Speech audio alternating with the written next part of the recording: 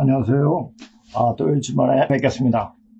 오늘 할 거를 다 이제 준비해 놓은 과정에서 이제 왠지 머리가 아프고 가슴이 답답한 느낌을 느꼈습니다. 이제 다 됐는데. 그러니까 저는 어떻게 하면 많은 사람들, 한 사람이라도 더 살릴 수 있을까? 항상 이런 생각밖에 없습니다. 그런데 이런 방송을 해도 제대로 듣는 사람이 과연 몇이나 있을까? 지금 우리나라에는 자기 나름대로 표현을 하는 사람들이 굉장히 많습니다. 그리고 나름대로 자기가 후처를 준비하겠다고 이렇게 나서서 말을 하고 있는 단체도 굉장히 많습니다. 근데 그네들이 지금 뭘 착각하고 있냐면 그네들이 과연 혈통줄을, 조상줄을 제대로 잡고 있느냐. 혈통줄이 바로 잡히는 때인데 혈통줄을 바로 못 잡으면 다 죽을 수밖에 없습니다. 그러니까 제가 예전에 그런 공을 계속 하면서도 여러 가지를 접하면서 앞으로 그런 시간이 오는데 그때가 그것을 이제 대학 들어가고 얼마 안 해서 그런 자료를 많이 접하게 됐죠. 그래서 이건 아니다 하고 이제 현실 속에 살아가기 위한 방편을 공부를 하기 시작했죠. 외시하고 그게 뭡니까? 영어와 중국어를 굉장히 열심히 했습니다. 근데 제가 영어를 그렇게 열심히 하고 중국어를 그렇게 열심히 하고 그러니까 중국어를 열심히 했기 때문에 우리 본류를 찾아가는 그 길이 제대로 들어설 수가 있었던 겁니다. 그리고 영어를 그렇게 했기 때문에 지금 현대 상황이 어떻게 돌아가는가 우리나라 말로 된 책을 봐서는 더 깊게 현대 물리나 정치적인 상황을 알 수 있는 상황이 별로 없습니다. 그래서 외국 책을 봐야지 되어지니까 그걸 보기 위해 가지고 아마 공부했던 것은 회사에 취직하기 위해서가 아니라 그러니까 제가 그런 마음이 없으니까 회사를 다녀도 항상 다른 생각하고 있었기 때문에 1년도 못 다니고 퇴사를 한 게 아닌가 싶습니다. 그래서 퇴사를 했어도 그 영어를 열심히 했기 때문에 비록 저는 이제 중국어를 나왔지만은 영어를 열심히 했기 때문에 그 영어 가지고 거의 한 30년을 먹고 살고 공부할 수 있는 뒷받침이 된 거죠. 남한테 구걸 하지 않고. 근데 이제 우리 고대사 공부하는 사람들은 뭐냐면은 남한테 구걸을 해. 내가 이런 공부하니까 너가 나한테 후원 좀 해라. 뭐 이렇게 공평하게 얘기합니다. 저는 그런 말 하기 싫거든요. 내가 스스로 해가지고 내가 스스로 공부하고 심지어는 선생님한테 가서 제가 책을 받고 공부를 청했을 때 청한 건 아니죠. 선생님 뵙고 인사드렸을 때 항상 그때 고조선 역사에 대해서 알려주셨기 때문에 너무 감사해요. 그 고조선사를 알려준 자체가 뭡니까? 세상이 바로 원시반복하는 때인데 그 원시반복하는 때 조상줄을 바로 잡을 수 있게 할 수 있는 그 은혜는 이루 말할 수 없죠. 그래서 너무 고마우신 거예요, 선생님. 근데 제가 이때까지 강의를 하면서 계속 근무 신고하고 거기에 대한 선생님 쓰신 자료 가지고 제가 계속 덧붙여가지고 첨삭을 해가지고 이렇게 강의했는데 그게 사실 너무 어려워요. 말투가 조금 쉽게 되어지지 않더라고요. 그래서 전에 선생님이 이제 책을 내시기 전에 선생님 책을 내시기 아니라 이제 우리 전주팀에서 공부하던 사람들이 선생님 책을 내야 되는데 선생님 강의로 책을 내는데 그 책을 보고 사람들이 이해를 못하게 했다는 사람이 거의 대다수예요. 근데 이제 저랑 같이 공부했던 사람이 아니죠. 저보다 후에 선생님 알게 된 어떤 출판사 사장이 제가 열심히 공부하는 거 보고 그러니까 서울에 있는 사람들 항상 다 저를 만나게 이야기를 해줬어요. 그래가지고 출판사 사장이 선생님 그 강의록이고 이것은 너무나 어려우니까 그리고 사람들이 접근하기가 너무 힘드니까 박 선생이 좀 책 좀 사달라고 이렇게 하더라고요. 그래서 시리즈별로 이제 책을 내자고 이렇게 얘기를 했습니다. 그래서 저도 열심히 손현정 선생님께서 어떻게 조선을 찾게 됐느냐 그 과정부터 차근차근 써 나갔죠. 맨 처음에 쓴 것이 뭐냐면 고조선 연구를 하기 시작하게 된 계기인 산해경과 문무대왕 비문에 대해서 이야기 쓰신 책이 있습니다. 그 책을 좀 쉽게 제가 다시 써가지고 그 책이부터 이제 시작된 거죠. 산해경은 조선이라는 말이 있죠. 지금 이제 생각이 안 나는데 그 자를 써놓고 시지별로 출판하자고 했습니다. 근데 한 파트를 해놓고 이제 하자니까 그 출판사장이 그 집필자를 박 선생하고 내일은 같이 놓자고 그럼 출판 안 해주겠다고 이렇게 얘기하더라고요. 이게 뭔 말이야. 내가 다 해서 한 건데 왜 자기는 거기다 숟가락 얹으려고 해? 기분이 안 좋더라고요. 그리고 또 뭐냐면은 선생님도 책도 안 내셨는데 선생님한테 공부를 배웠던, 그냥 배운 게 아니에요. 책을 통해서 받아가지고, 그냥 선생님은 선생님 쓰신 책 같은 거 다 저한테 주셨어요. 그러니까 오히려 이제 선생님이 직접적으로 저한테 강의를 했지만 그 책을 통해가지고 강의를 너무 많이 해주신 거죠. 그러니까 그것도 정리하면서 이렇게 했는데 왜 거기다 숟가락 얹으려고 그래? 기분이 나쁜데 안 한다. 그래가지고 그걸 딱 덮어놨어요. 덮어놓고 잊어버렸죠. 잊어버렸는데 이제 지금 정리를 하면서 조금 쉽게 고조선 역사를 정리할 수 있는 것을 매년 다시 처음부터 정리를 해줄까 하는데 어젠가 그젠가 제가 공부했던 자료를 정리하면서 딱 그게 보이더라고. 아, 이걸 해줘야겠구나. 그건 제가 46살 때 쓴 책입니다. 그러니까 여건책이라고 하고 하도 많고 거기에 이제 제 생각이 많이 들어가고 이렇게 순수하게 선생님이 어떤 쓰신 그 글투는 아니었죠. 아니고 그냥 제가 이렇게 쓰게 된 건데 그래가지고 이제 출판할 수 있게끔 어느 정도 모양새를 갖추게 받은 건 저를 줬어요. 그래서 저걸 갖고 있어가지고 그걸 가보니까 그냥 80페이지 정도 돼요. 그게 나중에 그림들하고 한 150 이렇게 되겠지만은 그래서 그걸 가지고 더 쉽게 전 지금부터 그것도 보지도 않았어요. 그냥 바로 이제 우리 편집하는 형사한테 줬어요. 저도 그 내용이 어떤 내용인지 저도 이제 그 내용 볼 때 기억이 나겠지만은 다시 상기되면서 아, 이렇게 공부를 해왔구나. 다시 내가 점검할 수 있는 그런 시간이 되지 않을까. 그래서 이제 방송을 하고 그 내용에 대해서 그 다음 시간에 얘기할 수 있는 그 시간을 가질 수 있도록 하겠습니다. 또 그 당시 그 원고안에는 단군선의 정신연구에 그때 국적인 홍혜수라는 국장님이 저한테 와가지고 선생님은 이야기하니까 선생님이 서울에 와서 이렇게 그런 애가 있다. 거기 가서 찾아가라. 해가지고 이제 그분이 왔습니다. 그분이 와가지고 제가 그런데 일주일에 3번씩 하루에 3시간씩 강의를 해줬어요. 그러니까 거기에서 탐복을 했는지 모르지만은 그분이 하시는 말이 이거 가지고 좀 대강연회 할 수 없겠느냐라는 얘기를 하더라고요. 그래서 원고를 준비하고, 그러니까 원고 없이 하려고 그랬죠, 저는. 그러니까 원고를 있어야 된다고, 원고 준비하고, 그래서 그 원고를 준비하고 하여튼 그것을 강연을 했습니다. 그러니까 3시간 동안 분량이 강의 내용인데, 그 내용도 그 안에 들어가 있습니다. 오히려 굉장히 쉽게 접근할 수 있게 써져 있더라고요. 그래서 같이 이제 오늘 내용 이야기하고 나중에 뒤에 나오게 될 겁니다. 그러니까 지금 혈통주의 바로 잡히는 때인데, 자, 지금이 어느 때냐? 너무 난잡해요. 너무 난잡하고, 지금 우리나라에 이제 들춰보니까 짱깨들이 난리를 치고 있는 것을 확연히 드러났죠. 그러니까 이번 전라도 광주에서 왜 그렇게 일어났을까요? 아, 이것이 짱깨들한테 희롱당했구나, 이런 느낌이 많이 들었을 겁니다. 그래서 일어난 거예요. 자, 우리가 3.1운동 이전에 광주 학생운동이 먼저 일어났죠. 그렇죠? 그리고 나서 3.1운동이 일어나고 또 어떤 획기적인 전라도에서 항상 일이 터집니다.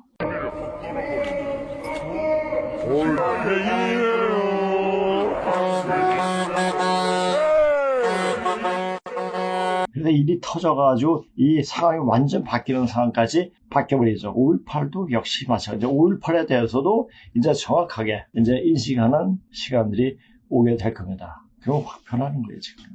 짱깨들이 얼마나 해악을 끼쳤는가를 이제 드러나고 광주에서 엄청난 인파가 몰려서 민주당에는 뭐였습니까? 외부 사람이 그 원공부에서 영장 청구했다 뭐 이런 것도 나왔잖아요. 그러니까 먼저 데모했다고 뭐 이렇게도 말다 참 웃긴 애들이에요. 자, 그렇게 해서 이제 전라도가 일어납니다. 항상 제가 얘기할 때 증산 대선생의 말씀도 항상 삽입을 해서 이야기를 해드립니다. 그분이 짜놓으신 천지공사 내용대로 세상이 돌아가기 때문에 제가 그분의 이야기를 풀다 보면 딱딱 맞아 들어가는 거예요. 전에도 얘기했죠. 저희 신명들의 움직임을 보고 이야기를 한다. 신명들의 움직임을 보고 이야기한다는 게 뭡니까? 증산 대선생의 말씀을 보고 이야기한다는 얘기예요. 제가 신명들이 어떻게 일을 하고 어떻게 꾸며 있는가?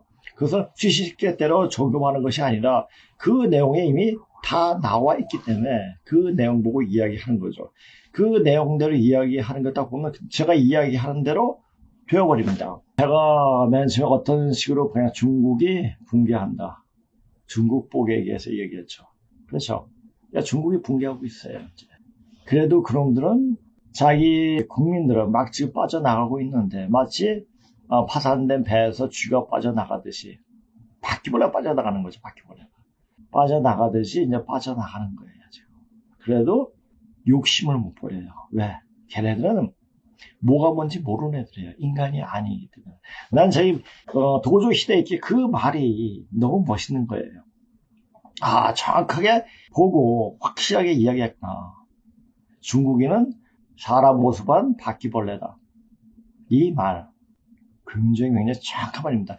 일본 사람들이 정확하기 때문에 그렇게 과학적인 부분에서 노벨상이 많은 거예요. 굉장히 분명합니다. 물론 있는 데서는 잘하고 뒤에서 뒷말할지 몰라도 어떤 사물을 보는 것은 정확하게 보고 있습니다. 근데 그것을 보고 우리는 똑바로 이해를 해야 돼요. 우리가 실질적으로 이렇게 발전할 수 있는 계기가 된 것은 918년 동안 계속 그것이 이어왔다가 우리 지금 아프리카 최빈국보다 못한 나라가 됐었어요. 그런데 일본이 들어서 이렇게 전에도 얘기했지만 철도 깔고 전기 깔고 파주소 세우고 또 교육시키고 제일 중요한 게 뭡니까? 교육이에요. 교육을 시키면서 이렇게 우리가 그 발판으로 지금 초인류 선진국이라고 외국 사람들이 말하듯 그렇게 되었습니다. 진짜 좋은 나라. 이것에 대해서 아주 후신 찐따놈들이 우리나라를 보고 있어요. 거기에 맞춰서 또 그 찐따들에게 우리나라를 바치려고 하고요.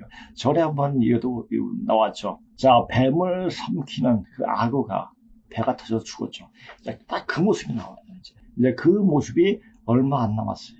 자, 오늘 제목부터 이야기하고 오늘 강의 이제 할 수 있도록 하겠습니다. 자, 우리나라 현 근대사에서 막판에 뒤집어지는 모습들이 많이 보였듯이 자, 러시아 그때 당시 1900년대 초반에 발틱 함대국이 세계 최강의 해군이었죠.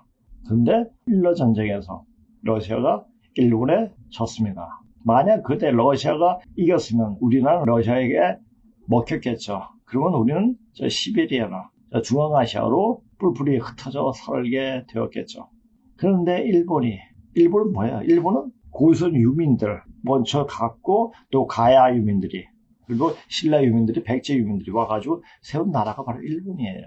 그러니까 우리는 별로 다를 바가 없는 민족이에요. 민족이랄까 족속이랄까 그게 됩니다.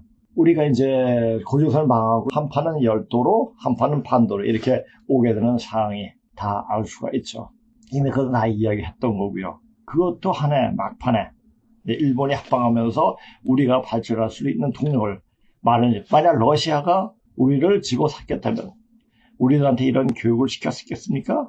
그리고 조금 뛰어난 학생은 자기 나라 가서 공부시켰으면 안 시켜요. 그냥 우리 쫓아내고 자기 나라 살았겠죠. 일본은 그렇게 안 했습니다.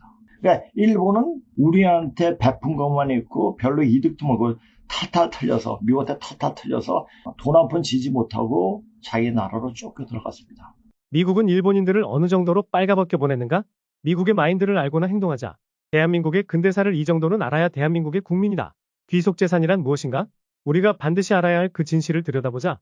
귀속재산 vested property이란 명칭은 미군정이 지은 것이다. 일제가 조선에 쌓아놓은 재산을 미국이 모두 빼앗아 대한민국 정부에 그 소유권을 넘겨준 재산이라는 뜻이다. 한국과 일본 사이에는 금전적, 비금전적 손익계산서가 존재한다. 그 중에서 가장 으뜸 가는 것이 바로 귀속재산 vested property이다. 이 명칭은 미군정이 지은 것이다. 2015년 10월 성균관대 이대근 명예교수는 귀속재산연구, 식민지 유산과 한국 경제의 진로 이숲 682쪽에 저서를 냈다. 아래에서 그 내용 일부를 요약한다. 일본인들이 놓고 간 국내 기업들 두산그룹, 오비맥주, 하이트맥주, 한화그룹, 해태제과, 동양시멘트, SK그룹, 사모방직, 신세계백화점, 미도파백화점, LG화학, 쌍용그룹, 동국제강, 삼성화재, 제일제당, 대성그룹, 동양제과, 대한조선공사, 동양방직, 한국생사, 한국주택공사, 벽산그룹, 한국전력, 일신방직, 한진중공업, 대한통운, 한진그룹, 대한해운, 동양화재해상보험, 메리츠화재해상보험, 중위제약 등 국민 중에서 이 금전적 항목이 존재했다는 사실을 아는 사람은 드물다. 이 귀속재산이 무엇인지 아는 순간 사람들은 재산을 만든 일본인과 이를 빼앗아 우리에게 넘겨준 미국에 대해 감사하는 마음을 가질 것이다. 1945년 해방 직후 일본은 그들이 36년 동안 선택의 여지가 없이 조선에서 태어난 조선인들을 고용하여 조선 땅에 건설해 놓은 수풍댐, 철도, 도로, 항만, 전기, 광공업, 제조업 등 여러 분야의 사회간접 자본을 고스란히 남겨둔 채 강제로 추방당했다. 아울러 일본인들이 조선에서 운영하던 기업 재산과 개인 재산 모두를 그대로 두고 몸만 빠져나갔다. 북조선에는 29억 달러어치의 공공재산, 남한에는 23억 달러어치의 공공재산이 한순간 횡재로 조선에 굴러들어왔다. 남한에 쌓인 23억 달러어치의 일본 재산은 미군정이 이승만 정부에 이양했다. 이는 당시 이 돈은 남한 경제의 규모의 80% 이상을 차지했다. 한마디로 이 귀속 자산이 없었다면 당시 한국 경제에는 그 실체가 없었다. 이로부터 만 20년 후인 1965년 박정희 정부가 일본으로부터 무상으로 공여받은 액수는 3억 달러, 위의 23억 달러는 이 3억 달러의 약 8배였다. 이 엄청난 자산을 미국이 일본으로부터 빼앗아 한국에 주었다는 사실을 우리는 꼭 알아야 한다. 우리는 묻지 않을 수 없다. 이 시 조선 518년을 대대로 통치해온 27명의 조선시대 왕들이 이룩해 놓은 자산이 무엇이었는가를, 도로를 닦아 놓았는가? 철로를 건설해 놓았는가? 기업이 생겨날 수 있는 여건을 만들어 놓았는가? 한글 단어장 하나 마련해 놓았는가? 그 27명의 조선왕들은 길을 넓게 닦으면 오랑캐가 침입한다고 믿었다. 그래서 있던 길도 없앴다. 선조는 임진왜란 내내 중국으로 망명할 생각만 했다. 이 27명의 왕들은 조선의 백성, 노예들의 골만 빼먹었다. 조선왕들이 518년 동안 쌓아올린 재산은 초가집, 도로 없는 서울, 똥오줌으로 수놓은 민둥산, 미신, 거짓과 음모를 일삼는 미개인들이 공존하는 가두리 땅에 불과했다. 급기야 고종과 민비 일족은 부정부패로 나라를 거덜냈고 이권이 되는 것은 외국의 마주잡이로 팔았으며 결국 왕과 왕족, 고관대작, 지방유지들은 일제로부터 한평생 호의호식할 수 있는 거금의 경제적 혜택과 높은 자기를 받고 묵묵부답으로 묵종하며 총 한 방 못 쏘고 나라를 넘겼다. 하지만 일본은 불과 36년 동안에 조선 땅에 52억 달러어치의 재산을 쌓아올렸다. 이 엄청난 재산 중 남한 지역의 23억 달러를 미국이 빼앗아 보관했다가 대한민국 건국자 이승만에게 선물처럼 주었다. 미국은 스스로 지키지 못했던 땅도 빼앗아 주었고 조선인들로서는 꿈조차 꾸지 못했던 천문학적 규모의 재산도 빼앗아 주었다. 이 두 가지 구체적 선물에 대해 우리는 빼앗아준 미국과 돈을 만들어준 일본 모두의 감사의 마음을 가져야 했다. 이 중요한 사실이 묻혀왔기 때문에 우리는 배은망덕한 국민이 되었고 좌파 정권은 북중로의 지령에 따라 걸핏하면 반일 반미 감정에 불을 지피고 있고 그 배은망덕의 소치는 순전히 빨갱이들의 역사 왜곡에 있었다. 이런 자료들은 국사편찬이 전자사료관에 보관돼 있다. 역사의 진실이 밝혀지길 두려워하며 긴장을 자고 있는 것이다. 미군정은 처음 사유재산을 압류 대상에서 제외했다가 매우 다행하게도 곧 이어 사유재산까지도 압류했다. 군정법령 제8호 1947년 10월 6일 제정 공적, 사적 재산 목록이 17만 600억 건, 이승만 정부에 넘겨줄 때까지 3년 동안 미군정은 고생을 했다. 엄청난 관리 인력과 재정이 필요했기 때문이었다. 미군정에 인수되지 않고 농림부 등에 등록되어 있던 또 다른 일본인 재산이 12만 1300사건에 이른다. 이 모두를 합한 총 재산은 29만 1909건이었다. 미국은 어느 정도로 일본인을 발가벗겨 보냈는가? 미군은 퇴각하는 일본인들의 주머니를 뒤져 지폐까지도 압수했다. 귀국하는 일본인이 소지할 수 있는 돈의 액수를 극도로 제한했다. 민간인은 1000엔, 군장교는 500엔, 사병은 250엔 이상 소지할 수 없었다. 미군은 부산항을 통해 귀국하는 일본인의 주머니를 검열했다. 1945년 말까지 한반도에서 일본으로 돌아간 민간인은 47만여 명이었다. 하지만 주한미군 사령부 정보참모부가 1945년 11월 3일에 작성한 G-2 Periodic Report 54호에 의하면 일부의 일본인들이 150엔을 주고 밀항선을 이용하기도 했다. 하지만 밀항선을 타고 탈출한 일본인 숫자가 과연 얼마나 되었겠는가? 우리가 기억해야 할 핵심은 미국이 일본인들을 무상계급으로 만들어 겨우 몸만 돌려보냈다는 사실이다. 조선반도에서 이렇게 빈손으로 본토로 돌아간 일본인들은 전후 일본의 큰 사회 문제가 되었다. 일본인들이 남겨두고 간 그 많은 주식회사 급기업들은 그 후 어떻게 되었는가? 대부분 그 회사 직원이거나 관련이 있던 친일 조선인들에게 헐값으로 불화되어 오늘날 대한민국의 대기업들로 성장했다. 오늘의 우리 대기업들은 거의 예외 없이 일본 기업들이었다. 조선인들이 세운 업체는 작은 상회라는 이름을 단 개인 가게들이었다. 아래 사례들은 현 우리나라 대기업들이 해방 이후 맨땅에 헤딩해서 창조한 것들이 아니라는 것을 웅변할 것이다. 쇼와 기린맥주는 당시 관리인이었던 박두병에게 불화되어 두산그룹의 계열사인 오비맥주가 되었다. 사포로 맥주는 명성황후의 인척인 민덕기에게 불화되어 조선맥주가 되었다. 1998년에 하이트맥주로 상호 변경. 조선유지 인천공장 조선화약공파는 당시 직원이었다가 관리인이 된 김종희에게 불화되어 한화그룹의 모태가 되었다. 삼척의 코레카와 제철소가 해방 후 사마제철로 상호 변경되어 장경호에게 불화되어 동국제강이 되었다. 조선재련이 구인회에게 불화되어 라키화학 LG화학이 되었다. 오노다 시멘트 삼척공장은 이항구에게 불화되어 동양시멘트가 되었다. 조선연료, 삼국석탄, 문경탄광이 김수근에게 불화되어 대성그룹의 모태가 되었다.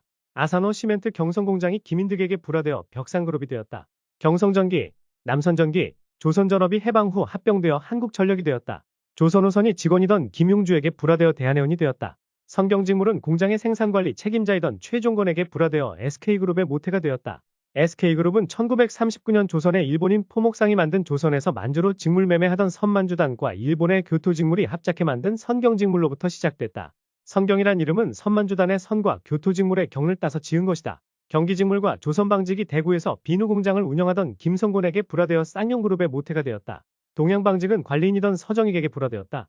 아살견직은 부산공장장이었던 김지태에게 불화되어 한국생사가 되었다. 간해보방직 광주공장이 김영남, 김용주에게 불화되어 일신방직이 되었다. 독립산업이 관리인이었던 함창희에게 불화되었고 제1제당 현시제 이 일을 흡수했다. 주가이제약은 서울사무소 관리인에게 불화되어 현중회제약이 되었다. 조선주택영단이 한국주택공사가 되었다.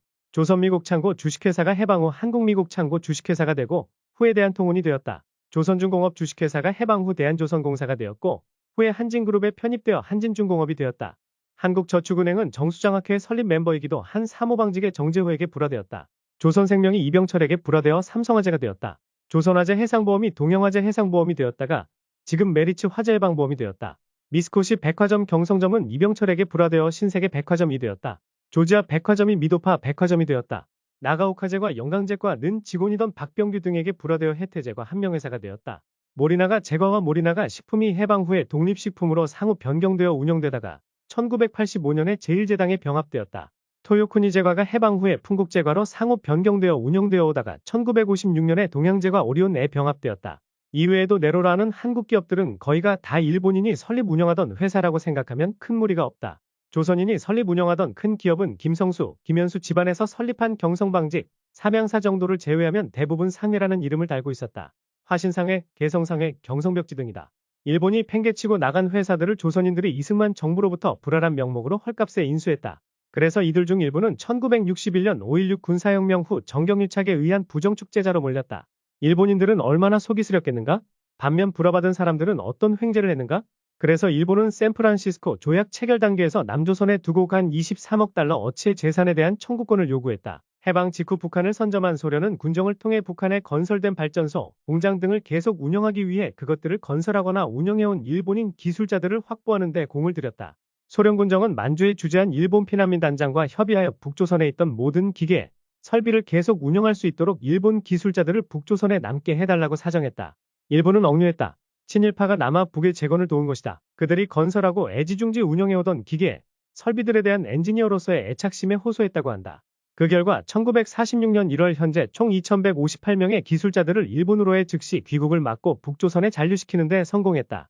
스탈린은 당초 북조선에 있는 설비들을 소련으로 옮기라 명령했고 소련 군정은 중요한 기계들을 분해하여 포장한 후 소련으로 반출하기 시작했다. 하지만 국경을 넘기 직전 다시 스탈린으로부터 반출을 중단하라는 긴급 지시가 떨어졌다 한다. 세간에는 당시 소련이 북조선 기계들을 모두 뜯어 소련으로 가져간 것으로 알려져 있다. 그러나 이는 사실과 다르다. 그럼 스탈린은 왜 마음을 바꿨을까? 전문가의 말에 의하면 스탈린은 이 당시 이미 6.25 전쟁을 염두에 두고 있었기 때문이었을 것이라 한다. 6.25 전쟁을 치르려면 북조선에서 병기를 비롯한 군수물자를 자체 생산해야 하고 그를 위해서는 기계, 설비들이 필요하다고 판단했을 것이란 해석이다. 산의 나무도 귀속재산이었다. 또한 조선에 사는 민둥산이었다. 여기에 일본은 과학의 힘으로 경제성 있는 나무들을 심었다. 지금도 일본에 가면 산마다 쭉쭉 뻗어 올라간 경제목들이 들어차 있다.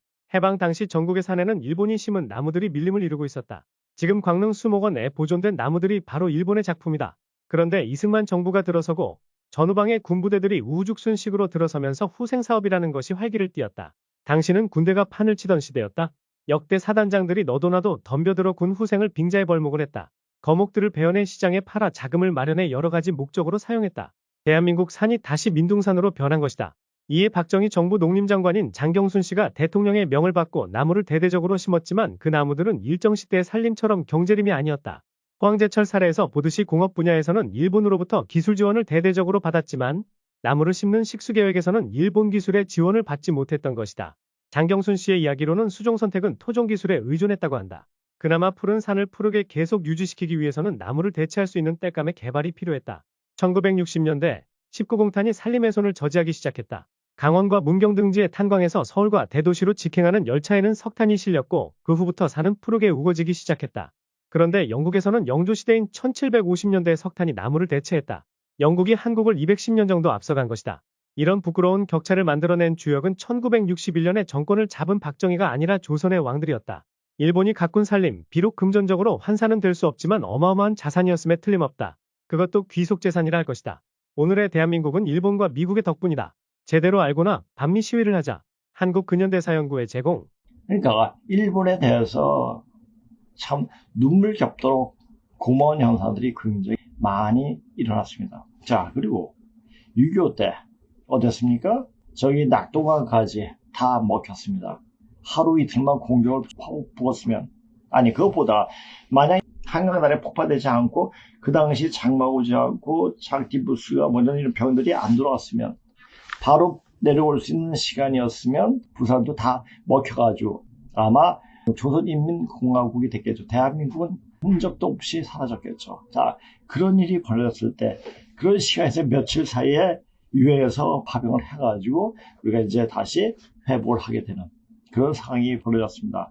그리고 80년대 5.18 광주에서 그 많은 북한 600명이 되는 북한 저 맥가이버 같은 놈들, 뛰어난 그 간첩들이 와가지고 활동하고 또 일반 사람들 한 600명이 왔다고 합니다. 1200명이 좀 왔다고 합니다.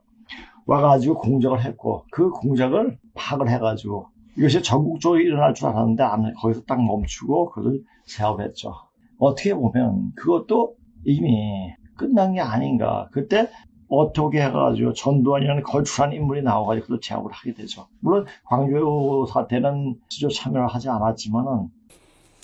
근데 그것은 순수한 그 광주는 그는 총기를 들고 일어나는 하나의 그 폭동이야. 근데 그러니까 계엄군이기 때문에 계엄군을 진압하지 않을 수 없잖아요. 근데 사람들이 그 후 내가 대통령이 되었으니까 내가 그 광주 사태를 진압한 사람으로 그래 몰고 갔더라. 재판이 이번에 할 때도 재판할 때 내가 그러지 않았다는 거 그거는 분명히 그게 밝혀졌습니다. 그는 군대를 갔다 왔으면 군대 상식이 조금이라도 있으면 그는 지휘계통에 의해서 움직이는 것, 지금도 지휘계통에 의해서 움직이는 것이지 중앙 정보원장이 아무리 세도 정보원장이 사단장보고 넣어가서 뭘 작전하 절대 하는 것은 지휘계통에 의해서 딱 움직이는 거예요. 나는 계엄사령관 부하예요. 근데 사람들은 오해를 해서 내가 그 후에 대통령이 됐으니까 광주 사태도 내가 일으켰다. 내가 그걸 어떻게 일으키나 말이야. 그 대도 안 하는 정보 있으면 정보를 참모총장한테 조언해주면 참모총장이 그 사령관한테 명령을 이런 정보가 있다. 그 원래 지금도 그렇게 한다고. 정보 참모지. 참모 역할하는 거지. 그 양반들은 전부 다가 내가 다 행구를 알고 있는 거야. 그게 이제 나로서는 대단히 불행한 일인데 세월이 지나니까 모두 다 잊어버리고 그런데 그건 그런 게 아니냐고. 그런 게 아니기 때문에 그래서 광주 사태를 해결하기 위해서 내가 보고 광주에 가서 내가 분신 자살을 하라. 그거만 해결된다. 그 내가 가서 분신 자살 할 수가 있어. 근데 분신 자살해도 그게 해결이 안 돼. 그 사람들이 그 응어리 감정이 있어가지고 그게 안 되는 거예요. 하여튼 육사 11기들이 그렇게 일을 진행했던 거죠. 자, 그래가지고 지금까지 봤습니다. 그리고 나서 개대중부터 알게 모르게 중국 놈한테 혜택을 많이 준 거죠. 개대중, 노무현, 문재인에 와서 화교에 대한 혜택이, 화교는 옛날 박정희 대통령 때는 짜게지밖에 못하겠는데 우리나라 여러 곳에 다 침투했잖아요. 깜도 되지 않은 놈들이 법대를 가서 로스쿨 가서 판사를 하고 또 검사를 하고. 화교가 잠식한 법조계에 참혹한 현실. 이젠 정말 더 이상 침묵하지 않겠습니다. 변호사 시험 2번 불합격후 재도전 중인 33살 로스쿨 대학원생입니다. 로스쿨 3년 동안 쏟아부은 돈이 등록금만 1억 8천, 생활비 대출 4천, 부모님 퇴직금에 제 결혼 대비 자금까지 모두 털어서 공부했습니다. 매일 9시간 미친 듯이 공부를 했지만 지난 변호사 시험 저는 민사법 410점, 형사법 250점 등등 합격까지 불과 2점이 모자랐습니다. 마음을 추스리는 중에 며칠 전 혈압 오르는 소식을 들었습니다. 저와 같은 로스쿨을 다니는 화교 학생이 제 반도 안 되는 성적을 가지고도 면접에서 중국인임을 어필해서 버젓이 변호사 시험에 합격하고 대형 로펌에 들어갔다는 소식을 들었습니다. 정말 너무 화가 나고 자꾸 이상한 생각이 들어 자료 조사를 해보니 하교 법조인들은 대한민국 로스쿨을 나오기만 하고 면접만 통과하면 웬만한 판검사는 충분히 될 수 있다는 겁니다. 1996년부터 변호사 시험 자격 조건에서 대한민국 국민이 삭제가 되었고 현재 검사판사 임용 지원 자격 요건에 어디에도 외국인 제한이 없습니다. 도대체 이게 무슨 말도 안 되는 특혜입니까? 내국인은 변호사 시험 평균 50% 합격률의 지옥에서 싸우는데 그들은 면접만 딸랑 통과하면 되는 겁니까? 어제 동문 모임에서 판사를 하고 있는 중국인을 봤는데 이분 앞에서 중국인이 원고고 한국인이 피고라면 어떻게 될까요? 도대체 우리나라는 누구를 위한 법치국가입니까? 중국인이 한국에서 판검사가 되지 못하게 규제해야 한다고 생각되면 좋아요 눌러주세요. 또 헌법연구원이 되고 헌법연구원이 이야기하고 나중에 또 이야기 듣도록 하겠습니다. 자, 짱깨들한테 혜택은 많이 주는데 우리한테는 진짜 세금을 많이 걷어버렸죠. 이게 뭡니까? 자, 지금 모든 상황이 다 중국화가 되어버렸죠. 짱깨 속국이 될 수 있는 그런 지경까지 왔습니다. 그런데 딱 터뜨렸어요. 이제 이런 상황은 어떻게 나오겠습니까? 제가 전에도 얘기했지만 윤석열 대통령이 탄핵에 인용되는 기각된 문제가 아니다. 이제 병이다. 자, 인용을 하게 되면은 정신 차렸던 일반 국민들이 들고 일어날 것이고, 그것이 기각이 돼가지고 다시 이제 복귀가 된다면 정리를 하게 될 텐데, 어떤 식으로 정리를 할 것이냐. 걔네들도 자기 자리가 뺏기는 것을 두려워할 거예요. 그럼 거기서도 자기네가 누가 그러겠습니까? 중국이 두려워하는 거죠. 중국이죠, 중국. 중국 애들이, 이거 다 된 건데, 이렇게 해가지고 어떤 형식, 지금 또 트럼프는 딥스를 깨부수기 위해서 어떤 조치를 다 지금 자신을 마련해 놓고 있지 않습니까? 100일 작전 뭐 이렇게 해가지고 나오고 있는데, 그 다음에 얘네들이 어떻게, 여기만 치면은 된다라고 해서 딥스가 중국을 하려고 병 뿌리게 어떻게 합니까? 병은 당연히 다 몸에 다 장착하고 있잖아요. 이제 눌리는 거죠. 그러니까 그래도 저래도 어떻게든지 병이 나오게끔. 자, 96%가 백신을 맞았어요. 지금 우리가 먹는 음식이 백신을 해독할 수 있는 그 성분이 굉장히 많은 거예요. 안 죽으니까 빨리 제 시간에. 자, 또 오늘 좀 정리해보다 보니까 2029년에, 그러니까 5년 안에, 3에서 5년 안에 활성화 돼가지고 많은 사람들 죽일 거라고 이런 생각을 하고 있고, 2029년에 딱 정리가 될 거라고 이렇게 생각하고 있는 것들이 딥스들이에요. 자, 그런 사항들이 여러 가지 보이는 거예요. 자, 거의 공사는 진행된 지금 바로 결정적이고 획기적인 사건, 즉 바퀴벌레 짱깨 박멸이 되는 일이 벌어지게 된다는 것이다. 저 항상 그랬을 때 쭉 보시면 뭐뭐 될 것이다. 미래형으로 안 써요. 항상 현재형으로 씁니다. 그 자체는 뭡니까?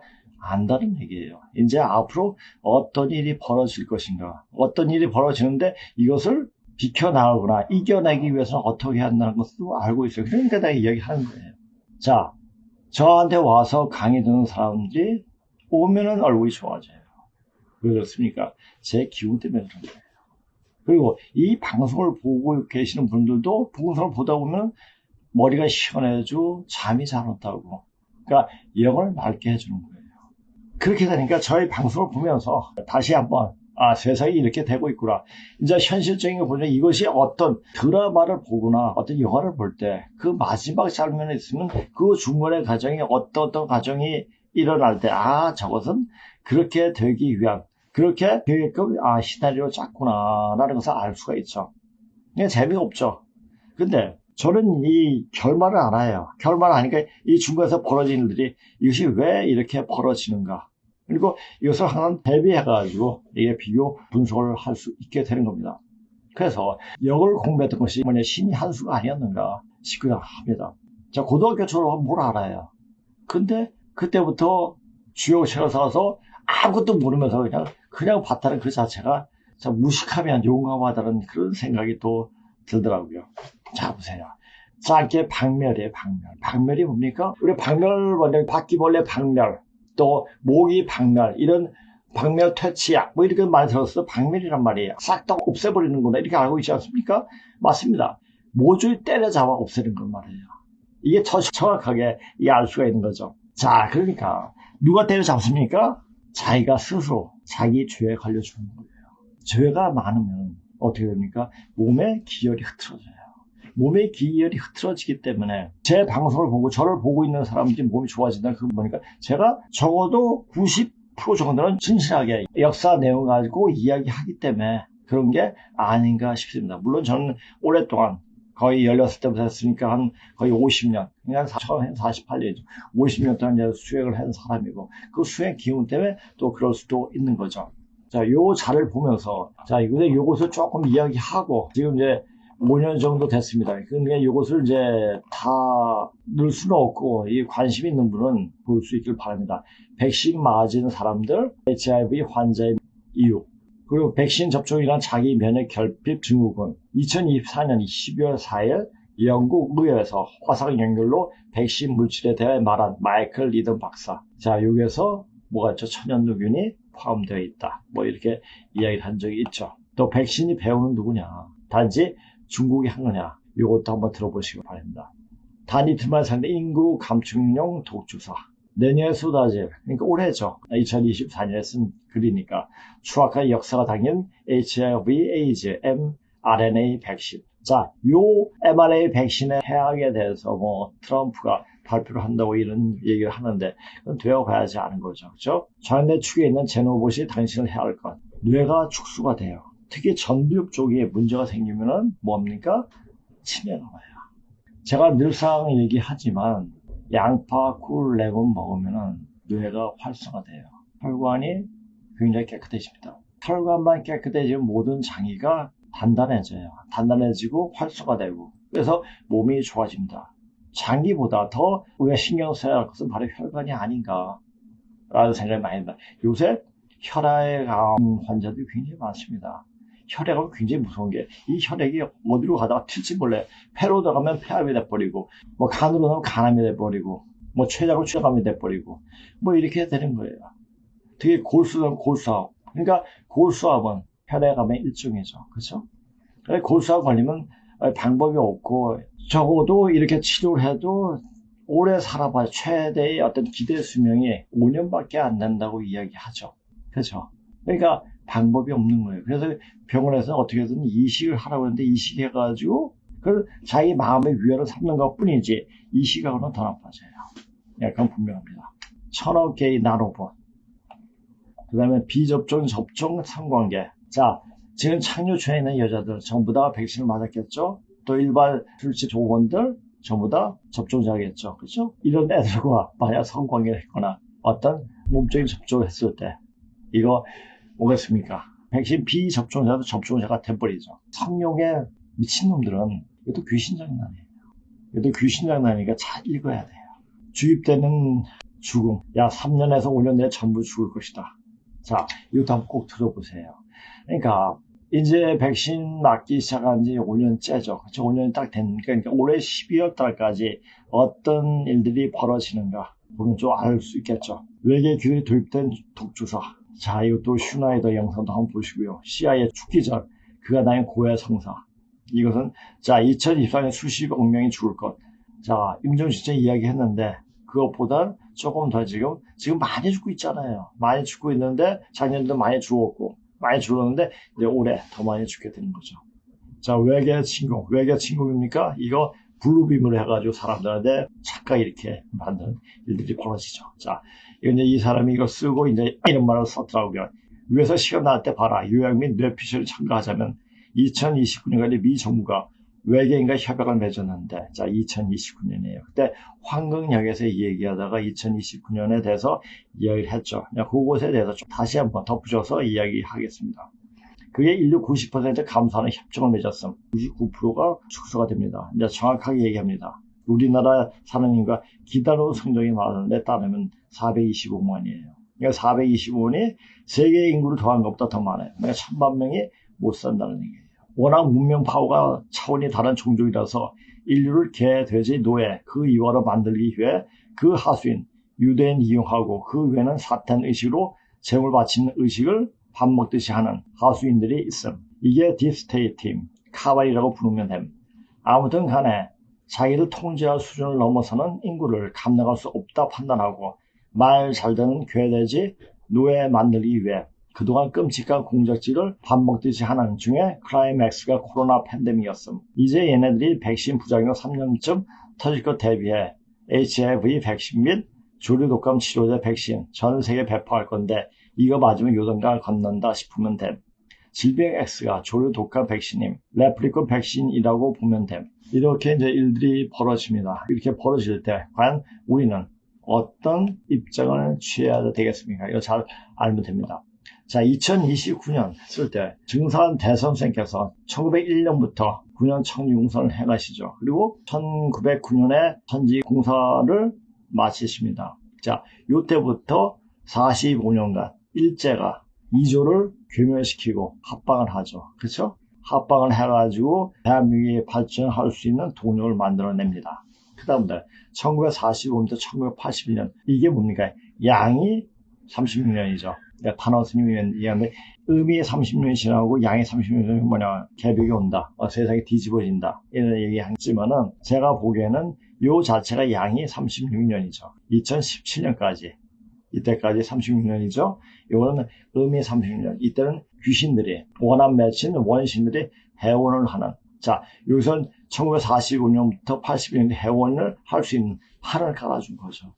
그 판 안에서 좌빨들이 여기서 해원을 하기 시작하는 거죠. 요 사이에 2017년과 2029년 대환란이 닥친다. 이거 분명해요. 우리가 2019년에 중국 무안에서 빵 터졌죠. 그렇죠? 그래서 20년에 백신을 맞게 하고 그러고 나서 또 몇 년 지나니까 12년이 지나요. 그게 이제 기념년 120년. 우리가 사주에 유가 있으면 무당을 사주라고 해요. 아니 신기가 굉장히 밝다고 그래요. 그러니까 무당이 된다는 게 아니고 신기가 굉장히 영특하다는 그런 말이 있습니다. 자, 그래서 도가 120년이죠. 그러니까 2029년 되면 모든 것이 다 정리가 되는 일들이 벌어집니다. 2029년 되기 전에 빼면 2026년까지는 요까지 1년은 정리를 해야죠. 그러니까 2028년까지는 3년 안에 2025년에 3년 동안 병이 치니까 아마 올해 아니면 내년. 제가 말하죠. 빠르면 올해 터지고 늦으면 내년 3년 4월까지는 터지지 않을까라고 생각되는데 지금 되어지는 거 보니까 올해 터질 것 같아요. 그러니까 준비를 하고 있습니다. 알고 준비하는 것과 모르고 준비하는 건 똑같지만은 근데 어떻게 준비를 하느냐. 준비하는 방법을 모르면은 오면 돼요. 그리고 제 방송을 보면 답을 주고 있어요. 몸을 만들면 돼요. 몸을 어떻게 만드느냐? 먹는 거 제대로 먹고 섭생을 잘하면 돼요. 섭생을 잘하고 지금 사람들 치료하다 보면 전부 다 정수 있는데 여기가 소장 경락이 다 막혀 있어요. 간도 막혀 있고 하지만은 담은 다 막혀 있고 푸기운은 안 올라오니까 이게 소장은 화잖아요. 그렇죠? 그러니까 양화인데 병이 들어올 때 양적인 장기부터 먼저 들어와요. 그래서 이 보면은 소장 부분이 다 막혀 있어요. 여기 정수리 있는데 여기 좀 때려주면 좀 시원해집니다. 그렇게 해가지고 아니면 너무너무 아프면 살치려도 막 치면 되고 막 그렇게 해가지고 어떻게 하든지 거기가 막히지 않게. 근데 수기가 안 올라오면 화기가 찰 수밖에 없어요. 그러니까 수기가 올라오게끔.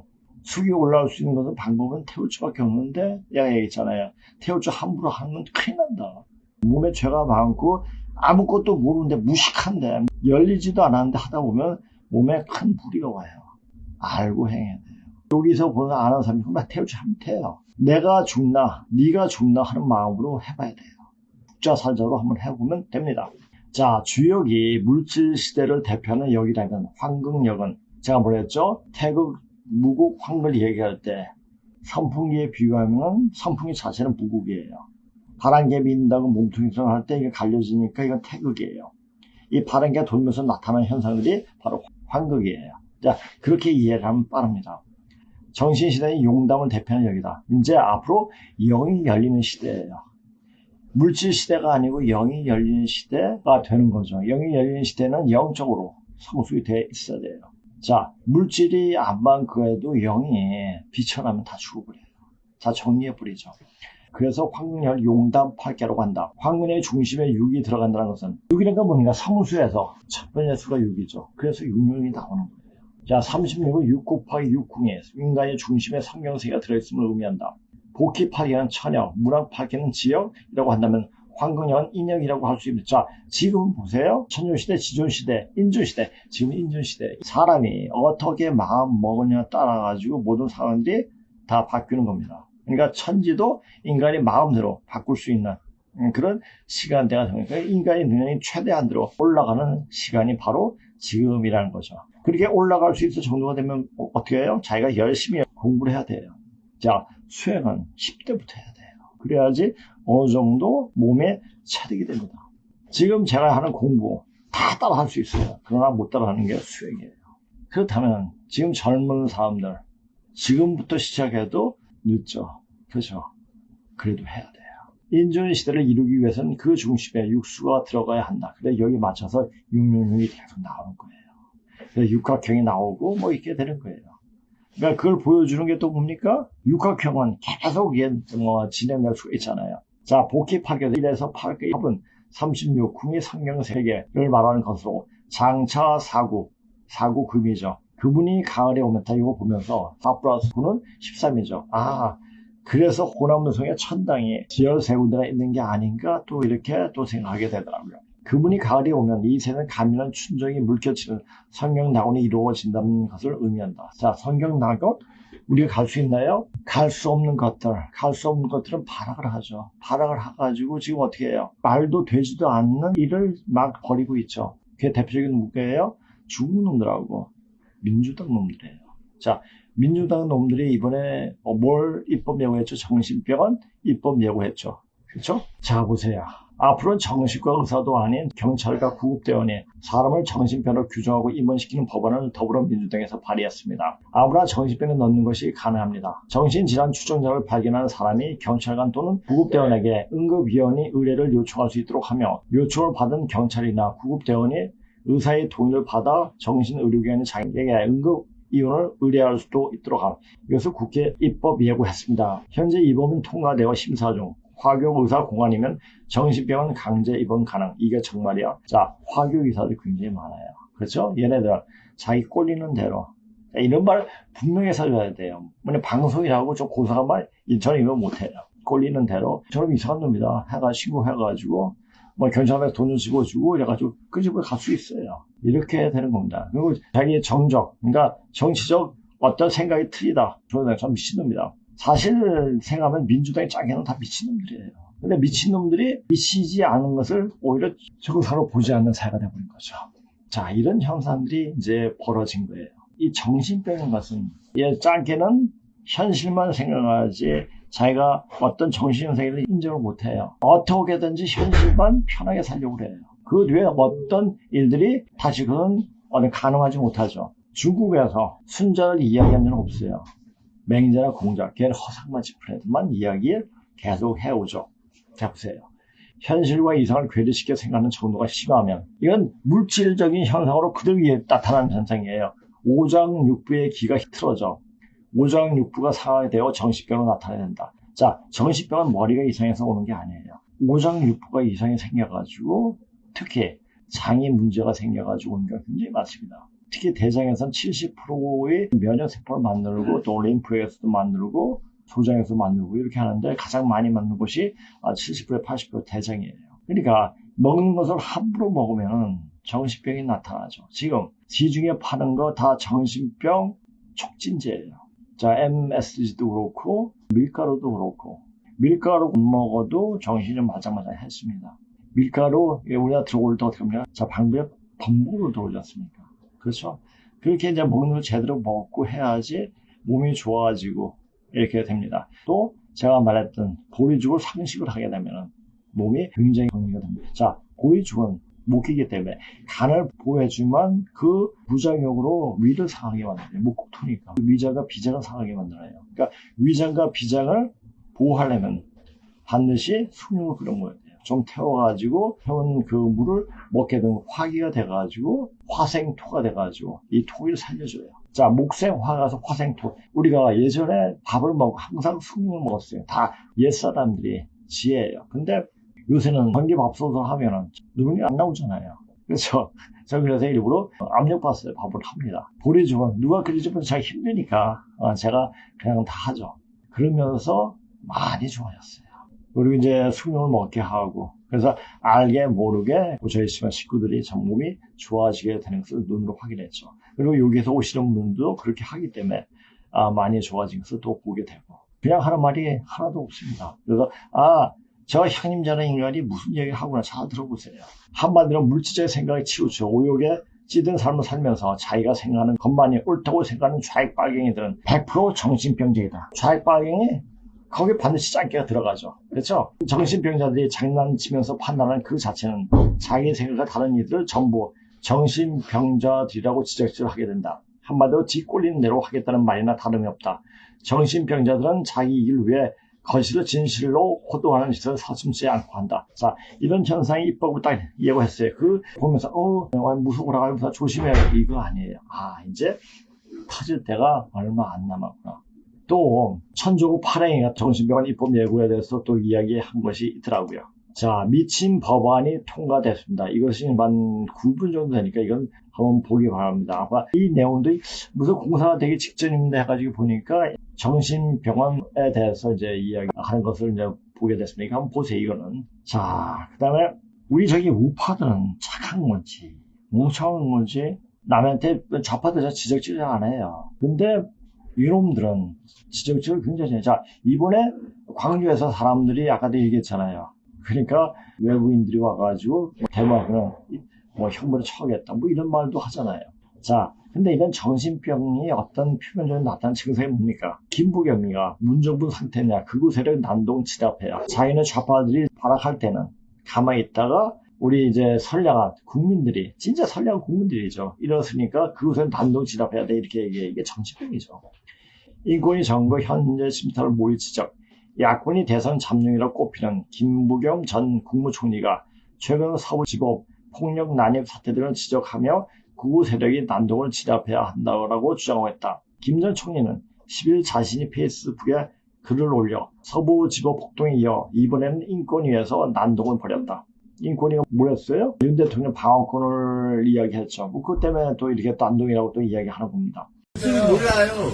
식사팀이랑 관계없어요. 나는 내 갈 길 가는 거예요.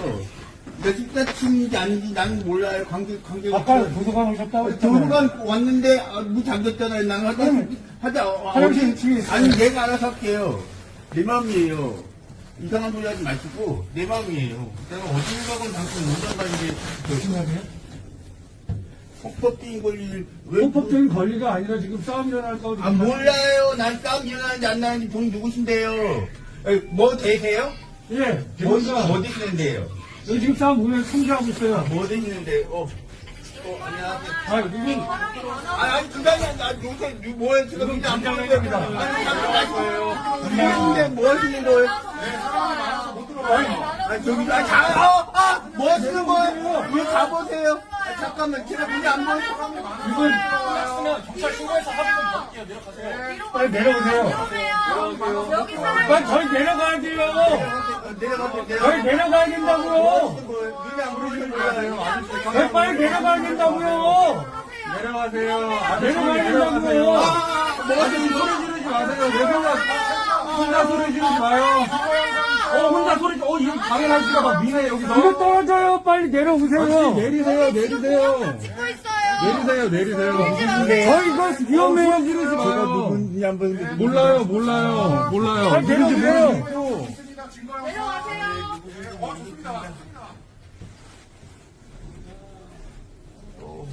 누군지 이상한 사람도 있네.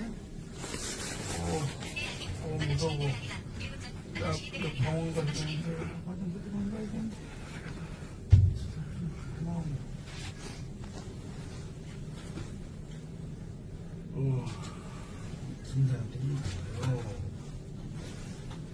뭐 하시는 거예요? 저희 내려가야 되는데. 나 2, 3층에 2층 갈 거예요. 상관없어요, 당신들이랑. 극우 세력이 공공령에 대한 난동이 도를 넘었다라며 이와 같이 맞다. 이때까지 우파는 가만히 있었어요. 잠자는 개가 깨어나면 고라니가 잡는다는 말도 있습니다. 무서운 거예요. 현재 침탈 모의 정황이란 최근 온라인 커뮤니티에서 헌재 불을 지르하거나 헌재의 두면을 공유하는 등 폭력 행사를 사전 모의하는 글이 다수 올라온 것에 대해 경찰이 작성자에 대한 추적 등에 나선 걸 가리킨다. 그런 정부는 무엇하고 있습니까?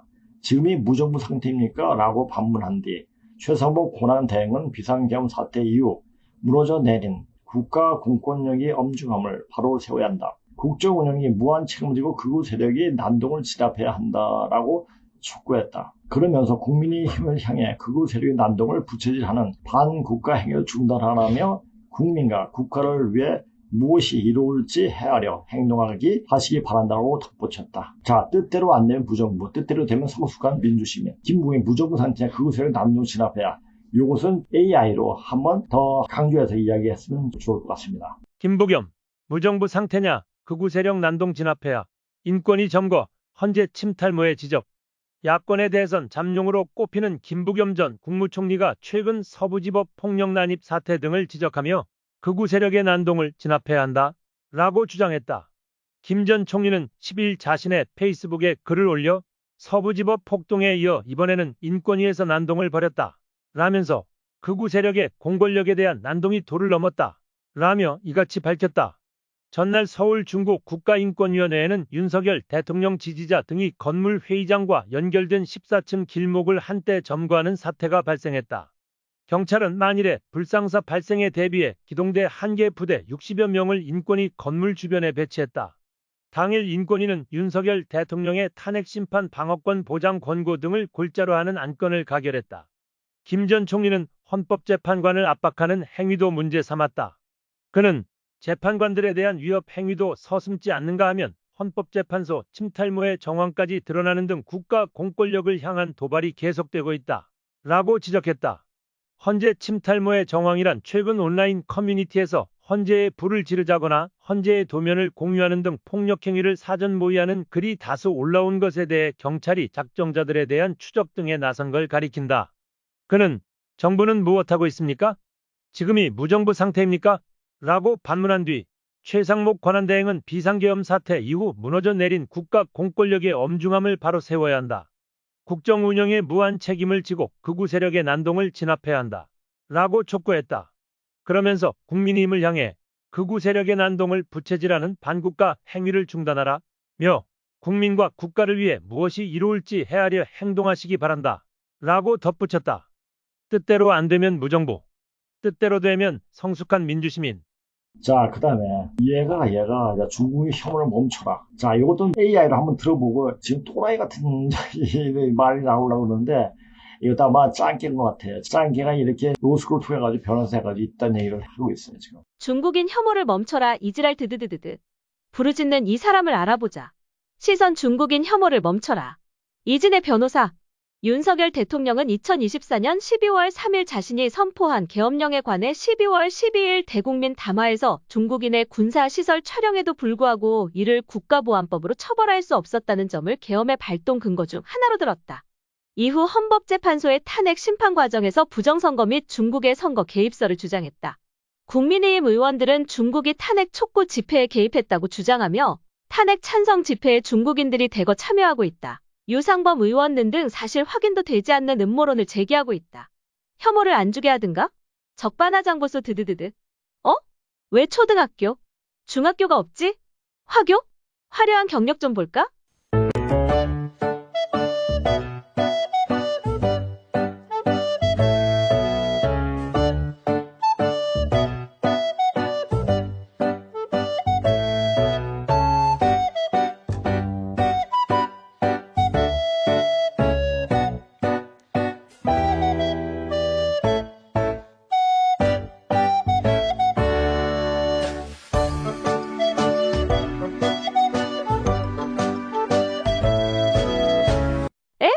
완전 LGBT 범벅이랑 한국 사람들 인권보다 타국에 애정이 더 많으신 분이네?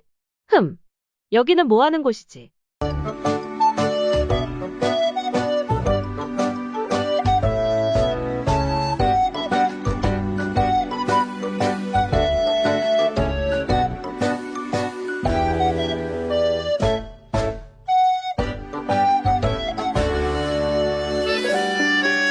차별금지법 관련해서 말도 있네. 요약하면 빨갱이들 변론해주는 그 하나의 거대한 빨갱이 카르텔. 중국의 혐오를 멈춰라. 이 짱깨들은 자기의 이익만 생각하는 놈이에요. 자기가 발붙인 이곳을 이익을 위해서 일하지 않습니다. 자기 이익을 위해서만 일하는 놈이에요. 우리에 대한 컴플렉스 때문에 그래요. 그런 것이 짱깨들이에요. 이것을 AI로 듣는 것 자체도 굉장히 짜증이 날 것 같아요. 이것도 그냥 한번 들어보세요. 이것도 AI로 자, 탄핵 TF 이제 행배 모든 의문이 풀린다. 자, 헌법재판관이라면 헌법에 나온 대로 자기가 결정을 내는 위치에 있는데 이 자체는 지금 문영배가 뭐 흔들면서 이게 쓰인다는 한 것이다. 뭐 이렇게 이야기를 했죠. 그렇죠? 자, 이것도 AI로 한번 들어보시기 바랍니다. 탄핵 TF 이제야 행배 모든 의문이 풀린다. 아무리 왼쪽으로 치우친 문영배라지만 방송으로 국민들이 다 보고 있는데도 너무 무리하게 돌진한다 싶었지. 그런데 단지 TF의 꼭두각시였다고 생각하면 이해가 간다. 뉴스를 찾아보니 2달 전에 이번 TF가 박근혜 탄핵 때와 같은 팀으로 구성될 거라고 보도가 나왔어. 이게 무슨 말이냐? 이미 탄핵을 해본 경험이 있는 팀으로서는 설레팔레에 따라 박근혜 때와 똑같이 가려고 대본을 짰을 가능성이 큰 거지. 어차피 조작 태블릿에서 조작 쪽지로 바뀐 것일 뿐이니. 그런데 가만히 아무 말도 안 하고 일사천리로 진행된 박근혜 때와 달리 자꾸 태클이 들어오는 거야. 거기에 윤카 쪽 여론도 그때와 달리 부담스러울 정도로 치솟고 헌재 여론은 점점 나빠지고. 그런데 문영배 재판관은 자기가 대본대로만 해야 하기 때문에 자기 재량으로 뭘 할 수가 없어. 그런데도 TF는 박근혜 때처럼 빨리빨리 대본만 주고 압박하고 그러다 보니 변론 기일마다 영혼 없이 피고 측 태클에 대해 네 알겠고요. 그대로 진행하겠고요. 내 평의회 때 말해보겠고요. 같은 회피성 말민 해대면서 어떻게든 대본대로 진행하려고 한 거고. 그러다 보니 모든 비난이 자기한테 쏟아지니까 스트레스가 쌓여가는데 여기서 결정적으로 행배방 사건이 터진 거다. 그런데 그걸 민주당에서 바로 덮어줘야 하는데 지금 못 덮어주고 계속 퍼지잖아. 이러다가 자칫하면 자기 커리어 다 날아갈 뿐 아니라 형사처벌을 받을 수도 있고 또 사안이 음란물 쪽이라 그 형도 어느 정도인지 판사니까 누구보다 잘 알 거고. 그러니까 지금 형배가 경고한 거 아닐까?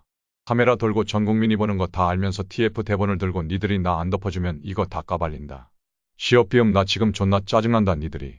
나 책임 안 지면 나도 가만 안 있는다. 그거 아니고서는 저런 제스처를 왜 했을까? 자기들 이미지에 절대적으로 손해인 걸 뻔히 알 텐데. 그전까지 TF에 아무 관심도 없었고 뭔지도 몰랐는데 자기들로서는 언급 자체를 하지 말아야 할 사안에 대해 대본까지 손에 높이 들고 이게 대본이다. 난 지금 그냥 대본대로 할 수밖에 없다 하면서 누가 봐도 우린 그저 꼭두각시다 하고 생각할 수밖에 없는 멘트를 친다는 게 행배드럼통 어쩌고는 말도 안 되는 게 여기서 행배 잘못되면 탄핵 심판을 더 이상 진행할 수 없는데 말이 안 되고 여하튼 내 생각은 그렇다. 대본 써주는 헌재 TF팀은 누구? 이게 제가 진행하는 대본이다. 이건 제가 쓴 게 아니다. TF에서 다 올라온 거고 이 대본에 대해서 8분이 다 이의를 제기하지 않기 때문에 제가 말하는 것이지 제가 덧붙여 하는 것은 없다. 말 그대로다. 제 말에 자꾸 의미를 부여하지 마시고 마지막으로 말씀드리는데 자꾸 오해를 하시는데 이게 제가 재판을 진행하는 대본이다. 이건 제가 쓴 게 아니다. TF에서 다 올라온 거고 이 대본에 대해서 8분의 재판관이 다 이의를 제기하지 않기 때문에 제가 말하는 것이지 제가 거기서 덧붙여 하는 것은 전혀 없다. 행번방으로 멘탈 터진 문영배가 혼자 죽기는 싫었는지 엉겹결에 양심 고백한 대본 써주는 TF팀이 있었다는 사실. 헌법재판소에 대본을 써주는 TF팀 이거 밝혀내야 한다. 지금 헌법재판관들은 꼭두각시일 뿐이다. 의문의 TF팀이 재판부에 짜여진 대본을 준다는 미친 현실. 이런 현상들이 많이 일어나고 있습니다. 한마디마다 개발작하는 거죠, 지금. 자, 이것을 보고, 우리는 어디로 갈 것인가. 이렇게 고심을 하게 됩니다. 만약 우리가 앞으로 어떻게 된다는 사실을 모르면은. 그래서 제가 예전에 이런 것을 이해를 돕기 위해가지고, 터닝 포인트도 얘기하고, 여러 종교 사상 얘기하고, 이렇게 얘기한 거예요. 자, 이것을 현실과 같이 연결시키지 못한다? 그러면 자기의 어떤 마음 상태를 한번 다시금 돌아봐야 할 것입니다. 아니면 엄마한테 가서 내가 왜 그래? 나 이 정도밖에 안 돼? 하고 물어보아야 되지 않는가 싶어요. 그만큼 이것이 마음이 열려야 되고 생각이 열려야지 볼 수가 있는 겁니다. 자, 우리가 생활을 살면서 지금 여기가 사는 그 자체가 뭐였죠? 영적 훈련한 장소입니다. 그래서 묘지명에 학생 부군 지휘 이렇게 딱 나와요. 학생 부인. 잘 배우고 간다는 얘기예요. 살아있을 때 열심히 배우고 또 열심히 하겠다는 그 얘기예요. 그게 다 의미가 있는 겁니다. 우리는 학생이에요. 학자가 어떻게 나왔죠? 질서 있는 사회를 만들기 위해서 미대의로 난잡하게 붙어가지고 애기 놓지 말고 2대2로 결혼을 해가지고 양급제, 프라노아식 결혼 상태를 이야기하는 거죠. 2대2 결혼해가지고 자, 질서 있는 사회를 만들자란 의미에서 학자가 나온 거예요. 그 학자가 자손들에게 이것을 가르치는 얘기예요. 절대 난잡하면 안 된다. 성적으로 난잡하면 큰일 난다. 똑바로 제대로 알고 살아라 이런 얘기입니다. 우리가 성적으로만 문란하지 않고 제대로 아무 문제가 없습니다. 성적으로 억제를 못하기 때문에 여러 가지 문제가 많이 생기죠. 이번 행배도 왜 행배입니까?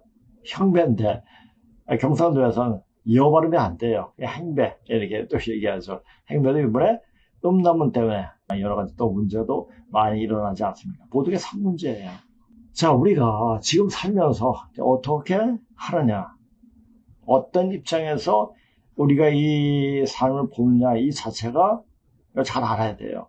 자, 우리가 생활 살면서 한쪽으로 치우치지 않고 살기란 굉장히 힘이 들지만 한쪽에 너무 치우치지 않고 중심을 잡는 시중자리, 그때 맞게 생각 자체가 바뀌는 겁니다. 거기서 적응을 하는 거죠. 그거 다 기회주의라는 얘기는 아니죠. 거기서 어떤 다툼이 없이 세상을 볼 수 있는 눈을 여는 것이 바로 시중자리죠. 시중의 자세로 삶을 살기란 성인이 아닌 이상 굉장히 힘이 든다. 그런지 하나의 긴 안목에서 삶을 바라볼 때는 승패의 고통과 즐거움, 옳고 그름이 기로에서 길을 잘못 들어가 한창 헤매다가 다시 집으로 돌아오는 이런 모든 일련의 과정이 다 도움이 된다. 그러니까 지금 우리나라에 일어나는 이런 여러 가지 잡다한 일들, 굉장히 험난한 일들이 뭡니까? 세계사를 봐도 대한민국 태어나기 전부터 우리가 한반도로 와서 중국 함양에서, 지나간 수도 함양이죠.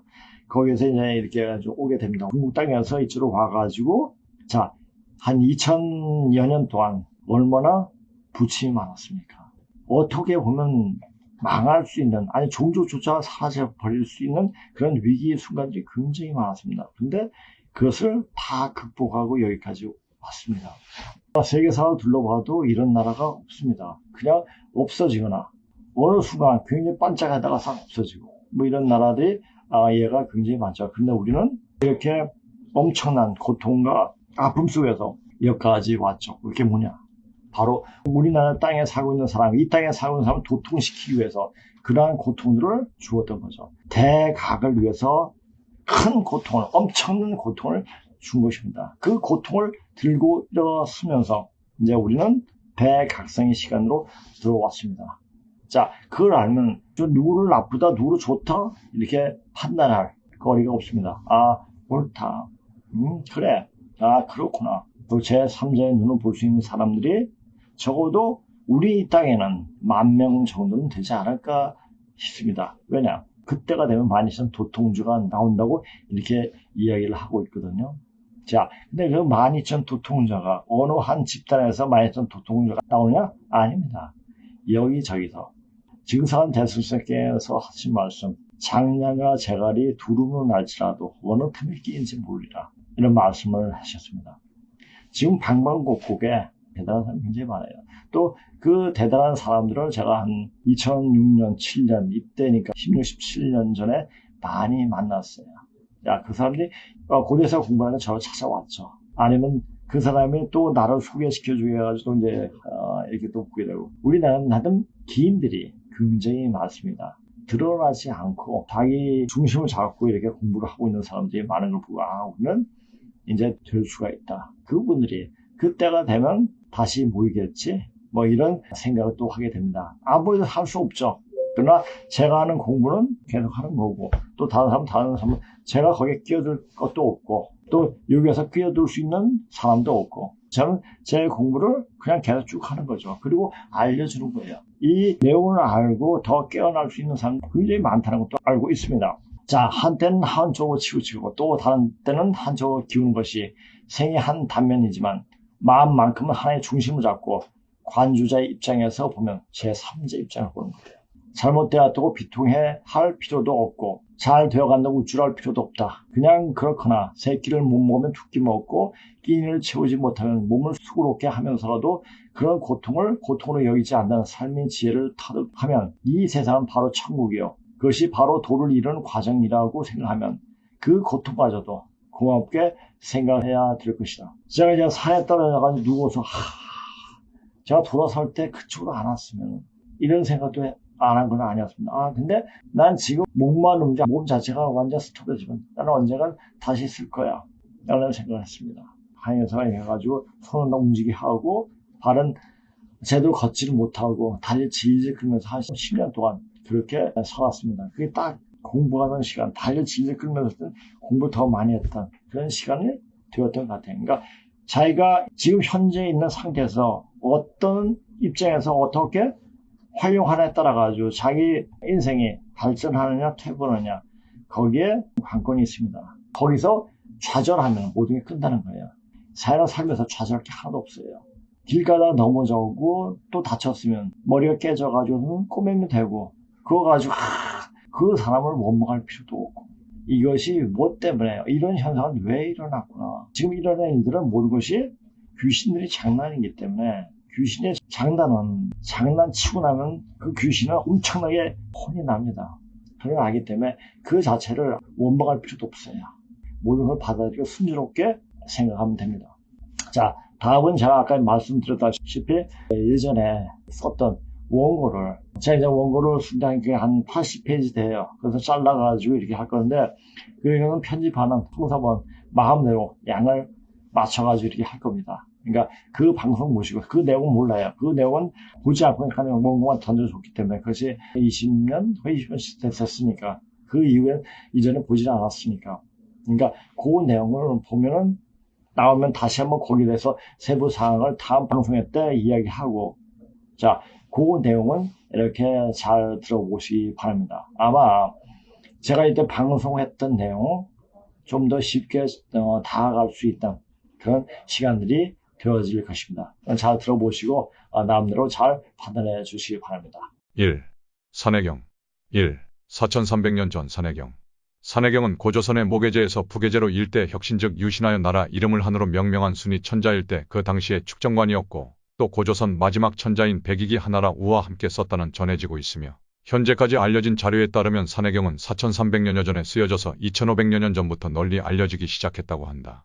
사마천 한나라 초기에 위시하여 그 시대마다 최고의 석학들에 의하여 끊임없이 4500년 전 당시의 사회제도와 기후변화를 염두에 두지 않고 글자에 쓰여진 그대로 연구되고 잘못 읽고 해석하기도 하고 또 일부러 알리기를 꺼려하여 숨기거나 가리는 것이 줄기차게 반복된 결과 아직도 의문의 책으로 결국에는 거짓된 위서로 취급되고 있던 책이 바로 산해경이다. 그런데 이렇게 취급당하던 산해경에 쓰여진 기록뿐만 아니라 1949년 이후에 엄청나게 진행된 중국 대륙에서 진행되는 고고학적 발굴은 계문구문화 유적을 위시하여 산동지방과 기타 많은 지역에서 발굴되는 고고학적 유물 특히 청동기 유물 이 산해경에서 서술되는 내용을 뒷받침하고 있다. 산해경을 맨 먼저 세상에 소개한 사람은 서한 BC 202, AD 8년의 유흠수, BC 40년, AD 23년이라는 사람이었고 그가 궁중 비고에서 꺼내 고문 진나라 때 글자 우로 된 것을 지금 쓰고 있는 소위 한자체로 고치게 되었다. 효무황제, 곧 무제. 서한 때에 기이한 새가 헌상된 적이 있었는데 온갖 먹이를 아무리 먹이려고 해도 먹으러 들지 않았는데 동방삭. 무제 때 사람이 그것을 보고 그 새의 이름과 먹여야 할 먹이에 대해 말을 하고 그대로 하니 새가 먹이를 먹었다. 그래서 동방삭에게 그것을 어떻게 알았는가를 물었더니 산해경에서 나왔다고 말을 하였다. 이로 말미암아 조정의 선비들 가운데는 산해경을 기이하게 여기는 사람이 많아지고 여러 학자들이 모두 읽고 배우면서 길조와 변개를 보이는 사물을 살피고 먼 나라 이상한 사람들의 풍속을 보고는 기이하게 여기게 되었다. 그 뒤에 이 책이 난해해서 주석을 붙이지 않고서는 읽을 수 없는 책이라는 것을 알고 진쯤 265, 419년 나라 사람 곽박 276, 324년 이 주석을 붙였지만 대체로 이 책은 칠대, 요, 순, 하, 은, 주, 진, 한을 거치고 3000년의 세월이 지난 끝에 비록 한나라 때에 잠시 내비치었지만 얼마 안 있어 역시 학자들의 관심 밖으로 벗어났다. 그리고 나서 한대 때 사마천 BC 145, 79년 이사기를 쓰면서 우범기와 산해경에 기록되어 나타나는 괴물에 대해서는 나는 감히 말할 수 없다 했으니 이 또한 슬프지 않는가 고 한탄했다고 한다. 결국 그도 산해경이 요, 순, 하, 은, 주, 진, 한의 7시대를 거쳐왔다 것을 알면서도 산해경 중 해내경에 쓰여진 조선에는 이르지 못하고 단순히 한나라 사람 사마천의 사기 열전 속에 있는 낭낭조선이라는 개념만 보고 요, 순이 있었던 그 당시의 나라가 바로 조선이었던 것을 인식하지는 못하고 말았다. 그렇게 생각했기 때문에 모든 주석이 제대로 해석되지 않고 아주 엉뚱한 소리로 변하여 곽씨로부터 3000년 전의 이야기가 AD 400년쯤의 곽씨 시대 이야기로 둔갑해버린 것이다. 그래서 동진시대로부터 3000년 전의 개념인 해우, 조선, 천독, 수거 등이 아무런 뜻을 지니지 못하고 동진시대 개념으로 읽히고 말았다. 그래서 청나라 때에 오게 되면 산해경의 주어인 조선은 어디로 갔는지 없어져 버리고 천독이 해내 곧 중국 국내를 대표하는 역사 지리가 되어 중국 대륙이 신독과 천축 지금의 인도 이되고 말았고 중국인은 조선 사람이 아닌 인도 사람들의 자손 행세를 하는 꼴이 되어버렸다. 동해진의 북해지우, 유국, 명활조선, 천독 기인수거, 외인의지 산해경 제18권 해내경 수문, 동해진해 북해지우, 유국, 명월조선, 천독 기인수거, 외인의지라는 24자의 뜻에서도 조선을 찾을 수 있으며 청동기에 새겨져 있는 문자로 전해주고 있는 사실을 그것을 더욱 확증해주고 있다. 자, 오늘 방송 이것으로 마치겠습니다. 야, 안녕히 계세요.